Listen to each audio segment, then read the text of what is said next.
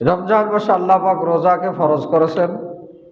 রাত্রিবেলায় দাঁড়ায় নামাজ পড়াকে আল্লাহ রসুল বলছেন আমার সুন্নত, বা এটাকে আমি সুন্নত করেছি। আরেক বর্ণনা বলছেন তাতুয়াল নফল করেছি। তবে আল্লাহ রসুল যেটা করেছেন এটা মুহাদ্দিসিনে কেরাম উলামাই কেরামের অভিমতে সুন্নত হিসাবে পরিগণিত। আল্লাহ রসুল এ নামাজ কিছুদিন বাদ দিয়ে প্রায় দিনে তারাবির নামাজ আদায় করেছেন। জোরে বলি সুবহানাল্লাহ। এমনকি সাহাবা আজমাইনের এ তারাবির নামাজের প্রতি এত আগ্রহতা এবং সংখ্যাধিক্যের কারণে আল্লাহ রসুল আয়েশা রাদিয়াল্লাহু তাআলা আনহা বলছেন, কয়েকদিন আল্লাহ নবী তার হুজরা থেকে বের হননি এবং সাহাবা আজমাইনও তাকে ডাকতে সাহস পাননি। এরপরে আল্লাহ রসুল পরে নামাজ পড়াইছেন। তাকে জিজ্ঞাসাবাদ করা হয়েছিল যে ইয়া রাসূলুল্লাহ, আপনি গতদিন আমাদের কাছে নামাজে আসলেন না। আল্লাহ রসুল বলছিলেন যে আমার ভয় হইতেছিল যে যদি আমার উম্মতের উপর আল্লাহ পাকে তারাবিকে ফরজ করে দেন, এজন্য আমি কন্টিনিউ আসিনি। জোরে বলি সুবহানাল্লাহ। এটা ছিল রসুলের জামানা পর্যন্ত। এরপরে আবু বকরের জামানা, এরপরে ওমর রাদিয়াল্লাহু তাআলা আনহু, বুখারী মুসলিমের হাদিসে আছে তার জামানা থেকে তিনি জামাতের সহিত বাধ্যতামূলক তারাবির নামাজ আদায় করা সুন্নতে মুআক্কাদা বা সুন্নত হিসাবে পরিগণিত করেন। এবং কোন মুহাদ্দিসে কেরাম এর ব্যাখ্যায় বলছেন এটা সুন্নতে ওমরি, ওমর রাদিয়াল্লাহু তাআলা আনহুর সুন্নত হিসাবে পরিগণিত। তিনি এটাকে বাধ্যতামূলক এই তারাবির নামাজ 20 রাকাত এবং জামাতের সহিত কেরাত ডাকি পড়া এটা জরুরি করেছেন। এই জন্য কোন কোন উলামা ইকরাম বলছেন এটা সুন্নতে ওমরি। চার মাযহাবের ইমামগণ তারাবির নামাজ, ইমাম মালিক রাহিমাহুল্লাহ বলছেন 36 রাকাত তারাবির নামাজ, এবং এই তিন মাযহাবের ইমাম শাফি, ইমাম আহমদ ইবনে হাম্বল, ইমাম আযম আবু হানিফা রাহমাতুল্লাহি আলাইহি এনারা বলছেন 20 রাকাত। এই জন্য চার মাযহাবের ইমাম 20 রাকাতের নিচে তারাবির কথা বলেননি। আর এই তারাবি কেন পড়েছেন? তারাবির আবিধানিক একটা অর্থ হচ্ছে বিশ্রাম করা। আল্লাহ নবী তারাবি নামাজ পড়তেন, কিছু সময় তাসবিহ তাহলিল পাঠ করতেন, দোয়া কালাম পাঠ করতেন, এরপরে আবার নামাজ পড়তেন। এই জন্য আমাদের তারাবির নামাজের যে দোয়া পড়া হয় এটাকে কেউ মুস্তাহাব বলেছেন, কেউ সুন্নাত বলেছেন। উলামায়ে কেরাম দ্বারা এটা স্বীকৃত। এখন আপনি যদি না পড়েন এ দোয়া, অন্য কোনো তাসবিহ তাহলিল পড়েন, তাও কিছুটা হক আদায় হয়ে যাবে। যারা তাসবিহ জানে না, সুবহানাল মুলকি ওয়াল মালাকুতি যে তাসবিহ আমরা পড়ি, সুবহানাল ইজ্জাত ওয়াল আজমাত ওয়াল হাইবাত ওয়াল কুদরাত ওয়াল কিবরিয়া ওয়াল জাবারুত, সুবহানাল মালিকিল হাইয়্যিল লা ইয়ানামু ওয়া লা ইয়ামুতু আবাদান আবাদান সুবহুন কুদ্দুসুন রব্বানা রব্বুল মালাইকাতি ওয়ার রূহ, এটা আল্লাহ রাব্বুল আলামিনের একটা গুণ কীর্তন। সুবহানাল্লাযিল ইজ্জাত ওয়াল আজমাত, সুবহানাল মুলকি ওয়াল মালাকুত, বলছেন আমি সেই মহান রাজাধিরাজ সেই আল্লাহ রাব্বুল আলামিনের গুণ কীর্তন করতেছি, যিনি মহিয়ান গরিয়ান, যিনি কখনো ঘুমায় না, যাকে ঘুম যার আসা সহনীয় হয় না, যিনি অতি পবিত্র, তারই আমি গুণ কীর্তন করতেছি। তিনি আমাদের প্রভু, ফেরেশতাগণের প্রভু। এই আল্লাহ রাব্বুল আলামিনেরই একটা তাসবিহ এবং তার পবিত্রতা বর্ণনা করা হয় দোয়ার মধ্যে। এরপরে যে মুনাজাত করা হয়, আল্লাহ পাক বলছেন কোরআনে কারীমে উদউনি আস্তাজিব লাকুম, তোমরা আমার কাছে চাও, আমার কাছে প্রার্থনা করো। দোয়া করার কথা আল্লাহ রাব্বুল আলামিন বলছেন। এখন আমাদের সমাজে এ তারাবির নামাজ নিয়ে এক এক মহল্লায় এক একভাবে নামাজ পড়ানো হয়, কোনোটা দ্রুত পড়ানো হয়, কেউ দোয়া পড়েই না, একবার দোয়া করি হয়তো শেষ করে দেয়, কেউ আবার দোয়াই পড়ে না, মুনাজাত করে না। এভাবে বিভিন্ন রিপোর্ট বিভিন্ন জায়গায়। আবার কোথাও তারাবির নামাজ হচ্ছে এক নিঃশ্বাসে সূরা ফাতিহা পড়ে, এরকম মাঝে মাঝে আমার কাছে অনেক খবর আসে। এখন আমি তো তারাবি পড়াই, এখন কারটা কি ফতুয়া আমি দেব? না দেখিয়ে, না শুনিয়ে, না জানিয়ে তো ফতুয়া দেওয়া যায় না।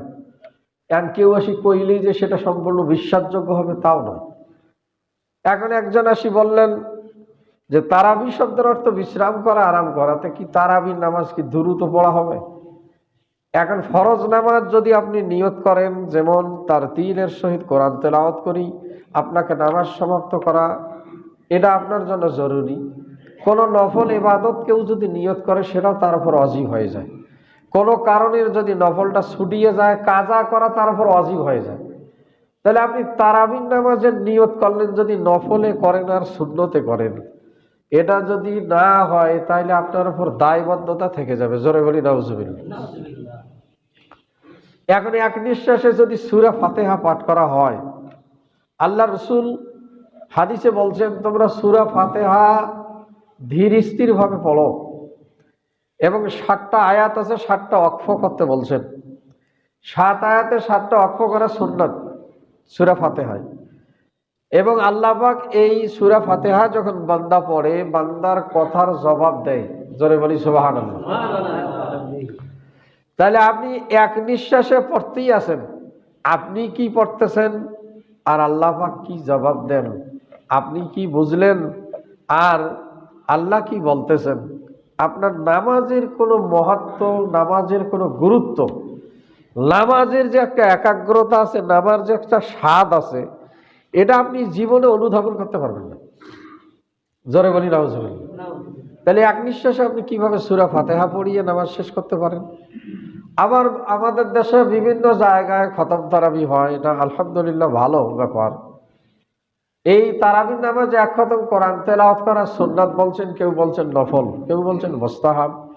যাই হোক, যারা কোরআন জীবনে তেলাওয়াত করতে পারে না, হাফেজের মাধ্যমে হয়তো রমজান মাসে এক খতম কোরআন তেলাওয়াত হবে, এবং শহরের মসজিদগুলোতে 100%ই কোরআন খতমে তারাবি হয়। এখন আমি এক সময় ওই শহরে ইমামতি করার সময় আমাকে ডাকলো শবে কদরের রাত্রি উদযাপনের জন্য, বিভিন্ন আলোচনা, দোয়া। তা আমি তাই তারাবির নামাজ হাফিজদের পিছনে পড়ছি 2-1 দিন। তো এখন যেনারা নামাজ পড়াইলেন, এখন এত দ্রুত নামাজ পড়ায়, সাধারণ লোকের কেরাত তো ধরা দূরে থাক, যারা আরবি বোঝে তারারও উচ্চারণ বুঝার কোনো উপায় নেই। জোরে বলি নাউজুবিল্লাহ। তাহলে আপনি খতম তারাবি পড়বেন, উত্তম ধীর স্থির ভাবে পড়তে হবে। মাখারাজ যদি উচ্চারিত না হয়, যারা আরবি বোঝেন, মাখারাজ যদি উচ্চারিত না হয়, একালিক মাদ যদি টান না হয়, তাহলে আপনার নামাজই হবে না। জোরে বলি নাউজুবিল্লাহ। এক হরুফ আর এক হরুফ পড়লে অর্থের পরিবর্তন ঘটে। একালিক মাদ না টানলে অর্থের পরিবর্তন ঘটে। 3 আলিফ মাদ আপনি একালিক যদিও টানেন, তাও উচ্চারণ বা নামাজ সহি হবে। কিন্তু একালিক মাদ যদি টানা না হয়, মাখরাজ যদি উচ্চারিত না হয়, নামাজই হবে না। তাহলে আপনার খতম করে লাভ কি হবে? জোরে বলি নাউজুবিল্লাহ। তাহলে আপনার দেখা গেল ইমাম তো নিজে কি পড়ে সে একটা ব্যাপার, তারপরে বাইরে যারা থাকে ধরার তো কোনো উপায় নেই, কি তাসবিহ পড়তেছে। খতম তারাবি এর আপনি ভালো উত্তম ব্যাপার, কিন্তু ধীর স্থির ভাবে পড়বেন। এখন এই হাফেজ শতকরা 10 জন পাওয়াই কঠিন, শতকরা 10 জন হাফেজ পাওয়া কঠিন যে ধীর স্থির ভাবে কোরআন খতম করবেন। সময় বেশি লাগবে, মুসল্লি থাকবেন, এটা তো অজুহাত আপনি দিতে পারবেন, ইমাম দিতে পারবেন এই অজুহাত যে ধীর স্থির বললে মুসল্লি থাকে না। আরে মুসল্লি চাহে থাক, নামাজ যদি না হয় তাইলে আপনার মুসল্লি থাকি লাভ আছে? জোরে বলি নাউজুবিল্লাহ। আমাদের এই মানসিকতা হয় যে এখন কিছু বলে ধীরে বললে নামাজ মুসল্লি থাকে না। আরে মুসল্লি থাকে না, আপনি যে চেষ্টা করবেন মাখরাজ আদায় করা, আপনি চেষ্টা করবেন একালিক মাদ আদায় করা। যদি ইমামের নামাজ না হয়, মুসল্লি যদি জমজম কূপের পানি দিয়ে উজু করে, তাহলে তাও তাদের নামাজ হবে না। তবে 1 গুণ সব আল্লাহ রসুল বলছেন, মুসল্লি 1 গুণ সব পাবে। ইমাম যদি ভুল করে, তারপরে মুসল্লি 1 গুণ সব পাবে। মুসল্লি কষ্ট করে উজু করেছে, নামাজে এসেছে, জামাতে এসেছে, সরব দিয়েছে। এখন ইমামের কারণে যদি নামাজ নষ্ট হয়ে যায়, তারপরে মুসল্লি 1 গুণ সব পাইবে। জোরে বলি সুবহানাল্লাহ।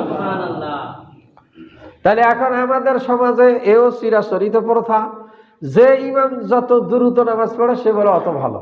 নাউজুবিল্লাহ, আস্তাগফিরুল্লাহ। তাহলে আপনার নামাজে যদি তাদিল আরকান, নামাজে ওয়াজিব আদায় না হয়, নামাজ হবে না। দুই সেজদার মাঝখানে সোজা হইয়া বসা, রুকু থেকে সোজা হইয়া খাড়া হওয়া, আপনার যেটা কমপক্ষে রুকু সেজদা দেরি করা, এক তাসবিহ পরিমাণ দেরি যদি না হয় তাহলে আপনার নামাজ হবে না। এখন আরো দুই এক জায়গায় আমি নামাজ পড়ছি, কারণ আমি বলছি না, নিকাশ নেওয়ার কোনো উপায় নেই। সেজদা দেবেন, উঠি যে আপনি সোজা হবেন কি দোয়া পড়তেছেন, যে যতক্ষণে নামাজ পড়ছি নিঃশ্বাস নেওয়ার কোনো অবকাশ নাই, এত দ্রুত নামাজ। তাহলে এই যে আমাদের বিভিন্ন জায়গায় এক এক নিঃশ্বাসে সূরা ফাতিহা, রুকু সেজদায় বসার এবং দোয়া পড়ার কোনো সুযোগ নাই। যে খতমে তারাবি হচ্ছে, সে খতমে তারাবির কোনো গুরুত্বই নেই। তার তিলের সহিত যে কোরআন পড়বে, একালিম মান টানবে, মাখরাজ উচ্চারিত করবে, এগুলো তাদের এই বোধগম্যই নাই, বা এই যোগ্যতার হাফিজই নেই। 10% হাফেজের এই যোগ্যতা নাই ধীর স্থিরভাবে কোরআন পড়িয়ে খতমে কোরআন, খতমে তারাবি শুনানি দেবে। এখন শহরে যদি খতমে তারাবি না হয়, তাহলে অনেক ও পাশের মসজিদে হচ্ছে, আমাদের এখানে যদি না হয়, এটা একটা মান সম্মানের ব্যাপার। কোটি কোটি টাকার মালিক, এখন এটা একটা কেমন হয়ে যায়। এখন 8 রাকাত থেকে যাওয়া শুরু হয়ে যায় মুসল্লি, আমাদের এখানেও বলে যায়। এখন উপরতলায় যারা আইসে খালি কোনো রকম হাজিরে দিয়ে এখন তো 8 রাকাত পড়ি, 12 রাকাত পড়ি, যাইতেই থাকে, যাইতে যাইতে তারপরে নিচতলায় রেখে আসা শুরু হয়ে যায়। তো এখন আপনি যদি হাজিরা দেন যে তারাবি পড়ছি, এই আলহামদুলিল্লাহ, হাজিরা দিলেই যদি হয়ে যায়, তাহলে এই মাস এ তারাবির নামাজ আদায়ের আল্লাহর সন্তুষ্টির একটা মাধ্যম। জোরে বলি সুবহানাল্লাহ। এবং এটা গুরুত্ব সহকারে আপনি হাজিরা, কাক হাজিরা দিচ্ছেন, গুরুত্ব সহকারে এই তারাবির নামাজ আদায় করতে হবে। এবং জামাতে পড়বেন, অন্য কোনো জামাতে তারা নামাজ, সুন্নত নামাজ, নফল নামাজ, কেরাত ডাকি কোনো নামাজে পড়া হয় না, একমাত্র তারাবির নামাজ। জোরে বলি সুবহানাল্লাহ। কোনো নামাজ কেরাত ডাকিয়ে পড়া হয় না। এটা আল্লাহর নৈকট্য নামের একটা, রমজান মাসে তারাবির নামাজ একটা বিশাল গুরুত্ব। এবং অসংখ্য এই ব্যাপারে আল্লাহ রসুল হাদিস বর্ণনা করেছেন। হযরত আলী রাদিয়াল্লাহু তাআলা আনহু বর্ণনা করেন, একদিন তিনি আল্লাহ রসুলের কাছ থেকে হাদিস শোনেন।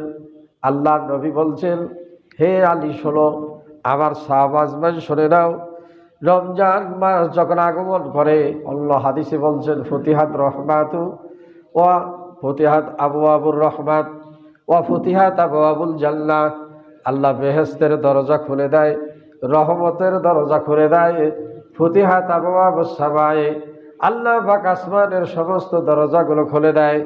এবং গুল্লিকাত আবওয়াবুন নার, জাহান্নামের দরজাগুলো বন্ধ করা হয়। সুলসিলাতে শায়াতিন, শয়তানকে বন্দী করা হয়। ওয়া মারাদাতুল জিন্ন, এবং দুষ্ট জিনকে আবদ্ধ করা হয়, শৃঙ্খলাবদ্ধ করা হয়। এরপরে আল্লাহর নবী বলছেন, এই মাসে আল্লাহ রাব্বুল আলামিনের আরশ আজিমে একটা জায়গা আছে, এই জায়গাটার নাম হচ্ছে হাজিরাতুল কুদস। এই একটা পবিত্র জায়গা, যে জায়গাটা আল্লাহ পাকের নূরে তৈরি। এই নূরের তৈরি ওই জায়গায় আল্লাহ পাকের কিছু আজ্ঞাবহ এরকম ফেরেশতা মণ্ডলী থাকে। এরা একমাত্র রমজান মাসে তারাবির নামাজ আদায় যেখানে হয়, যে মহল্লায়, যে মসজিদে, যে জায়গায়, এই জায়গায় এই ফেরেশতাগুলো গোটা দুনিয়ায় ছড়িয়ে পড়ে। হযরত আলী রাদিয়াল্লাহু তাআলা আনহু বলছেন, এই ফেরেশতারা মানুষের সঙ্গে নামাজের মধ্যে শামিল হয়ে যায়। অনেক সময় নামাজে তাদের সঙ্গে সাক্ষাৎ হয়ে যায়, সালাম বিনিময় হয়ে যায়। ফেরেশতারা মানুষের আকৃতি ধরতে পারেন, বিভিন্ন সূরত ধরতে পারেন। এরা এদের সঙ্গে যখন এই মানুষগুলোর সাক্ষাৎ হয় এবং সালাম বিনিময় হয়, এই মানুষগুলো কখনো দুর্ভাগা হয় না, তারা দুনিয়া আখিরাতে মর্যাদাবান হয়। জোরে বলি সুবহানাল্লাহ। আল্লাহ রসুল বলছেন, ফারাজাল্লাহু সিয়ামাহু, আল্লাহ পাক এই রমজান মাসের রোজাকে ফরজ করেছে, ওয়া সালান্তু কিয়ামাহু, আল্লাহর নবী বলছেন, এবং রাতে দাঁড়ায় ইবাদত করাকে আমার সুন্নত করছেন। ওয়ালা আবি হুরায়রা রাদিয়াল্লাহু তাআলা আনহু قال قال رسول الله صلى الله عليه وسلم, হযরত আবু হুরায়রা রাদিয়াল্লাহু তাআলা আনহু বর্ণনা করেন, রাসূলুল্লাহ সাল্লাল্লাহু আলাইহি ওয়াসাল্লাম ফরমান, মান কামা রমজানা ফি ঈমানাও ওয়া ইহতিসাবান গুফিরা লাহু মা তাকাদ্দামা মিন যামবিহি। যে ব্যক্তি রমজান মাসে রোজা রাখার পর রাত্রিকালীন দাঁড়ায় কি করবে? তারাবির নামাজ আদায় করবে। আল্লাহ রাসূল বলছেন, গুফিরা মা তাকাদ্দামা মিন যামবিহি, আল্লাহ রাব্বুল আলামিন তার পূর্বের সমস্ত জীবনের গুনাহগুলো মাফ করে দিবে। সুবহানাল্লাহ। এখানে সগীরা কবিরার কথা বলা হয়নি যে আল্লাহ সগীরা গুনাহ মাফ করবেন আর কবিরা গুনাহ মাফ করবেন না। বলছেন গুফিরা মা তাকাদ্দামা মিন যামবিহি, যে ঈমান এবং ধৈর্যের সঙ্গে রোজা রাখার পর মান সামা ঈমানাও ওয়া ইহতিসাবান ওয়া মান কামা ঈমানাও ওয়া ইহতিসাবান গুফিরা লাহু মা তাকাদ্দামা মিন যামবি। আল্লাহর সন্তুষ্টির জন্য রোজা রাখবে এবং আল্লাহর সন্তুষ্টির জন্য রাত্রিকালীন দাঁড়ায়া নামাজ আদায় করবে, আল্লাহ পাক তার জীবনের সব গোলাগুলো মাফ করে দেবে। জোরে বলি সুবহানাল্লাহ। তাহলে আপনি যদি আইসেন হাজিরা দিবে যে আজকের 8 রাকাত আমি আদায় করে ফেলছি, তারাবি শেষ, আমি 12 রাকাত পাসি, কইলেন আপনি জামাতে পড়ছি 4 রাকাত তো পাসি, এখন কেউ কয় যে 2 রাকাত পাইলেও তো জামাত পাবো। নাউজুবিল্লাহ। আপনি 2 রাকাত পাইলে জামাত পাইলেন তারাবি, এখন আসি 2 রাকাত তারাবির নামাজ ধরেন। তারাবির নামাজ সুন্নত আর ঈশার নামাজ ফরজ। একটা সুন্নতের হাজার হাজার সুন্নতের সে একটা ফরজের মূল্য বেশি। তাহলে আপনি ফরজটা জামাত মিক্স করলেন, এশার জামাত আপনি মিক্স করলেন, মিক্স করে আপনি তারাবির নামাজ 4 রাকাত পাইলেন, 2 রাকাত পাইলেন, 8 রাকাত পাইলেন, 12 রাকাত পাইলেন, আপনি মনে করলেন যে আমি তারাবির নামাজ জামাত পাচ্ছি। এইটা জামাত পাওয়া আপনার জামাত পাওয়া না। আপনি এশার নামাজ যদি জামাতে আদায় করতে পারেন তাহলে সেটা আপনার জামাত পাওয়া। এই নামাজে আল্লাহ রসুল বলছেন, যে ব্যক্তি ঈশার নামাজ জামাতে আদায় করলো, অর্ধ রাত্রি দাঁড়িয়ে ইবাদত করলে যে সব হয় তার আমল নামায় সেই সব লেখা হয়। জোরে বলি সুবহানাল্লাহ। আপনি তো সেইটাই হারায় ফেললেন। এখন খুব ব্যস্ততা সারিয়ে দোকানপাট সব কাজকর্ম সারি বলে কিছু হয়ে যাও, এত নামাজ পড়া যায়, কিছু হয়ে যাও, আমি তো জামাত পাইলেই যথেষ্ট, 4 রাকাত পাচ্ছি, 2 রাকাত পাচ্ছি, আমি তো জামাত পেয়েছি। এই পাওয়া জামাত পাওয়া নয়। সব নামাজ আদায় করি আমার কি হবে? সব রোজা আদায় করি আমার রোজা হইতেছি কিনা? আল্লাহ রসুল এ ভীত সন্ত্রস্ত থাকার কথা বলছেন। আমিরুল মুমিনিন ওমর ফারুক রাদিয়াল্লাহু তাআলা আনহু ঘরে দরজা দিয়ে কাঁদছেন।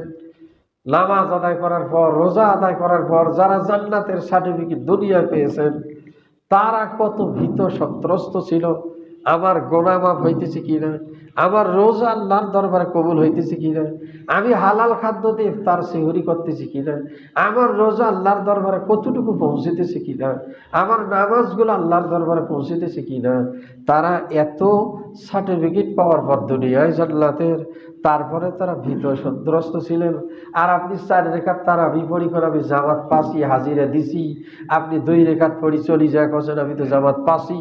আপনার ঈশার নামাজের ভরুক্ষেপি নাই, কি খায়া ইফতার আর সিহুরি করতেছেন এটার ভরুক্ষেপি নাই। আর আপনি আশা করতেছেন আমি জান্নাতের সার্টিফিকেট পায়া গেছি, আপনার রোজা আল্লাহর দরবারে কবুল। জান্নাত তো এত সহজ আল্লাহ পাক করে দেয়নি, যদিও সহজ করে দিছে, কঠিনতা করে দিছে। আল্লাহ রসুল বলছেন, আল খাউফু ওয়ার রাজাউল আজাহানি, ভয় এবং আশা এই দুইটার মাঝে সফলতা থাকবে।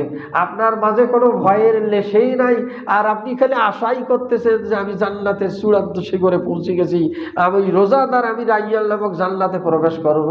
আপনার রোজা হইতেছে কিনা এ তো খেয়ালই আপনি করেন না। জোরে বলি নাউজুবিল্লাহ। নামাজের প্রতি গুরুত্বই নাই, আপনি সুন্নতের অবজ্ঞা করতেছেন, 4 রাকাত পড়ি করতেছেন আমি জামাত ধরেছি, আর এইরকম বেশি কিছু আর দরকার কি?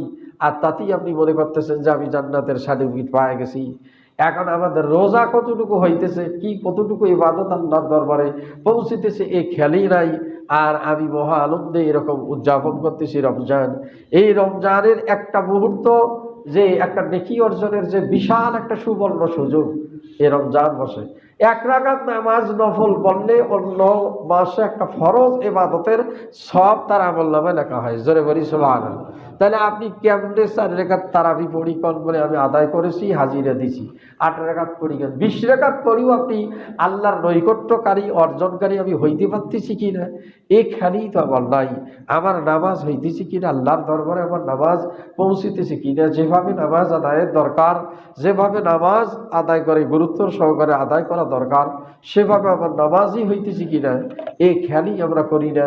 তারপরেও দেখা যাচ্ছে আমি এই অল্প নামাজ পড়েই মনে করতেছি 4 রাকাত, 8 রাকাত, 12 রাকাত আমি জামাত পেয়েছি। এটাই তারাবির নামাজ নয়। এই জন্য তারাবির নামাজে গুরুত্ব আল্লাহ রসুল গুরুত্ব দিতে বলছেন। সাহাবা আজমাইন ওমর ফারুক রাদিয়াল্লাহু তাআলা আনহু তেনার সময় 20 রাকাত জামাতে তিনি ডিক্লার দিলেন এবং জামাত কাজা করলে তাদেরকে ধমক দিতেন। এবং আলী রাদিয়াল্লাহু তাআলা আনহু যখন এই হাদিস শোনালেন, ওমর ফারুক রাদিয়াল্লাহু তাআলা আনহু তিনি মসজিদে নববীতে কোরআন তেলাওয়াত করা শুরু করে দিলেন। কোরআন তেলাওয়াত করেন, মসজিদে নববী আলোকিত করে ফেললেন নামাজ দ্বারা। ওমর ফারুক রাদিয়াল্লাহু তাআলা আনহু যখন নামাজ শুরু করে দিলেন বা জামাতে আলী রাদিয়াল্লাহু তাআলা আনহু একদিন দেখেন যে মসজিদে নববীতে এরকম আলোয় আলোকিত, মানুষ এরকম জামাতের সহিত তারাবির নামাজ আদায়ের জন্য আকাঙ্ক্ষিত। আলী রাদিয়াল্লাহু তাআলা আনহু বললেন, যে ব্যক্তি এই মসজিদে নববীতে আলোকিত করেছে, আল্লাহ রাব্বুল আলামিন তার কবরকে আলোকিত করে দেন। জোরে বলি সুবহানাল্লাহ। আলী রাদিয়াল্লাহু তাআলা আনহু ওমর ফারুক রাদিয়াল্লাহু তাআলা আনহুর এই উদ্যোগকে তিনি কি করেছেন, তার প্রশংসা করেছেন এবং ভালো সিদ্ধান্ত গ্রহণ করেছেন, এ মর্মে তার প্রশংসা করেছেন। এই জন্য ওমর ফারুক রাদিয়াল্লাহু তাআলা আনহুর সময় থেকে বা জামাতে তারাবির নামাজ 20 রাকাত পড়া সুন্নতে মুআক্কাদা। আপনি ইচ্ছাকৃত তরক করলে সুন্নতকে অবজ্ঞা করা হবে। যদিও মুসাফিরের জন্য রুখসত আছে, কঠিন রুগ্ন ব্যক্তির জন্য রুখসত আছে, এরকম আপনি রুখসত যাদের জন্য আছে, যারা নামাজ পড়তে কষ্টকর হয়, তারপরেও যদি পড়ে নেন সওয়াব হবে। 1 রাকাত পড়লে একটা সুন্নত আদায় করলে, একটা নফল আদায় করলে অন্য মাসে ফরজের সওয়াব আপনি পাবেন। আগামী রমজান পাইতেও পারি, জীবনে নাও পাইতে পারি। আল্লাহ রসুল বলছেন যে রমজান পাইল তার জীবনের গোনা মাফ করে নিতে পারল না, তার ধ্বংস হোক। জোরে বলি নাউজুবিল্লাহ। আপনি নামাজ আদায় না করে, রোজা আদায় না করে মনে মনে কইবেন যে আল্লাহ আমাকে মাফ করে দিয়েছেন, এটা আল্লাহ পাক দিতে পারেন, কিন্তু আপনি সে দরজায় যদি না পৌঁছেন, এই যোগ্যতায় যদি না পৌঁছেন, তাহলে কোনোদিনও এই আশা করা যায় না। আপনি আল্লাহর আনুগত্য করবেন না আর মাফ পাওয়ার আশা করবেন, এটা হইতে পারে না। এই জন্য তারাবির নামাজের গুরুত্ব দেওয়া প্রত্যেক রোজাদারের জরুরি। কোনো এরকম বিশেষ ওজোর থাকতে পারে যে আপনি কোনো কারণে এরকম হয়তো 8 রাকাত 12 রাকাত পড়ছেন, কিন্তু প্রতিদিনই যদি এ নিয়ম চালু করে যান, আমাদের মাযহাবে 4 মাযহাবের ইমামে আনুগত্যশীল হন, এই 20 রাকাতের নামাজে নিচে কোনো ইমাম নামাজ পড়েননি তারাবির নামাজ। এ তারাবির নামাজের আমরা যে দোয়া পড়ি, এ দোয়া অনেক জায়গায় দোয়া হয় না, দোয়া নামাজের অংশ নয়, নামাজের অংশ নয়। যেটা আমরা দোয়া পড়ি, আল্লাহুম্মা ইন্না নাসআলুকাল জান্নাতা ওয়া নাউযু বিকা মিনান নার। আল্লাহ, আমরা তোমার কাছে জান্নাতের আকাঙ্ক্ষা করতেছি, জান্নাতের কামনা বাসনা করতেছি। আল্লাহুম্মা ইন্না নাসআলুকাল জান্নাতা ওয়া নাউযু বিকা মিনান নার। এবং হে আল্লাহ, তুমি আমাদেরকে জাহান্নাম থেকে বাঁচাও। জোরে বলি সুবহানাল্লাহ। এরপর আল্লাহ রাব্বুল আলামিনের গুণ কীর্তন, ইয়া গফফারু, ইয়া রহিমু, ইয়া সাত্তারু, ইয়া বাররু, হে ক্ষমাশীল, হে গোপনকারী, মানুষের দোষ ত্রুটি আল্লাহ পাকের এই গুণ কীর্তন করার পর আপনি পড়তেছেন আল্লাহুম্মা আজিরনা মিনান নার। এভাবে 3 বার পড়া, আল্লাহুম্মা আজিরনা মিনান নার, হে আল্লাহ তুমি আমাদেরকে জাহান্নামের আগুন থেকে বাঁচাও, জাহান্নামের আগুন থেকে বাঁচাও। এভাবে ইয়া আজিজু, ইয়া আজিজু, ইয়া গফফারু যে পড়তেছেন আল্লাহ রাব্বুল আলামিনের দরবারে, আল্লাহ তুমি জাহান্নাম থেকে আমাদেরকে বাঁচাও, হে পরাক্রমশালী। এভাবে দোয়া যদি বান্দা করে বিনয়ের সঙ্গে, আল্লাহ তাকে মাফ করতে পারেন। জোরে বলি সুবহানাল্লাহ। এই জন্য তারাবির নামাজে দোয়া যদি না পড়লেও নামাজ হবে, দোয়া নামাজের অংশ নয়, তারপরে দোয়া পড়া উত্তম। এ দোয়া করতে বলছেন আল্লাহ রাব্বুল আলামিন। আল্লাহ পাকের কাছে দোয়া করলে আল্লাহ খুশি হন। বান্দার কাছে মানুষ চাইলে বান্দা নারাজ হয়ে যায়, কিন্তু আল্লাহর কাছে চাইলে আল্লাহ খুশি হয়, এবং না চাইলে বেজার হয়। জোরে বলি সুবহানাল্লাহ। আল্লাহ চাইলে খুশি হয়, না চাইলে বেজার হয়। আর দুনিয়ার মানুষের কাছে মানুষ চাইলে বেজার হয়, না চাইলে খুশি হয়। আপনার বাপের কাছেও যদি চান তাও লজ্জাজনক। আল্লাহ রসুল বলছেন সওয়ালু জিল্লাতুন ওয়ালাউ কানা আবন। তুমি যদি পিতার কাছেও চাও এটাও অপমানজনক। পিতার কাছেও বারবার চাইলে নিজেকে খারাপ লাগে এবং তিনিও নারাজ হয়ে যান, কিন্তু আল্লাহ রাব্বুল আলামিনের কাছে চাইলে আল্লাহ খুশি হয়ে যান, বান্দার প্রতি আরো অনুগ্রহ করেন। জোরে বলি সুবহানাল্লাহ।